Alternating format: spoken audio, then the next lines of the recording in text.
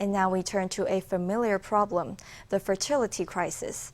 Despite government efforts, Taiwan's birth rate has continued to fall since crossing the lowest low fertility rate of 1.3 in 2003. At a press event held by Business Today, experts weigh in on this demographic crisis and gave insight to what might be driving it. The number of unmarried people continues to grow. More and more people are not getting married. No matter how many children married couples have to maintain the same level as before, there is no way to stop the decline in the fertility rate. For 3 years now, deaths have outnumbered births in Taiwan. Last year, the number of newborns fell to a historic low of 138,000. An expert sheds light on the declining interest in having kids.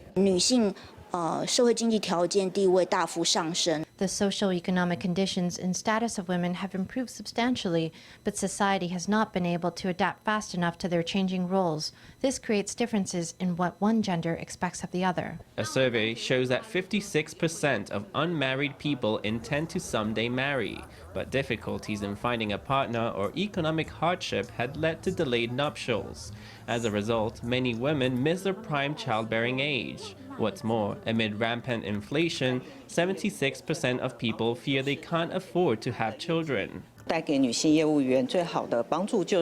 The best help a company can offer its female employees is to lower sales targets. Working women have to tend to both their jobs and their families. If companies offer these kinds of accommodations, it can allow women to have more flexibility in arranging their schedules and taking care of their families. The government has spent tens of billions of NT dollars to encourage women to have children. Some companies offer benefits of their own, such as payouts of 50,000 NT per birth and flexible work hours. But there are hidden costs to being a working mom, and that still deters women from giving birth. Although the gender pay gap is shrinking, it still exists. The average salary for married women is substantially lower after giving birth to the first child. There are all sorts of penalties for being a working mother. Society as a whole is not that friendly to having and raising children, so doing so comes with some challenges.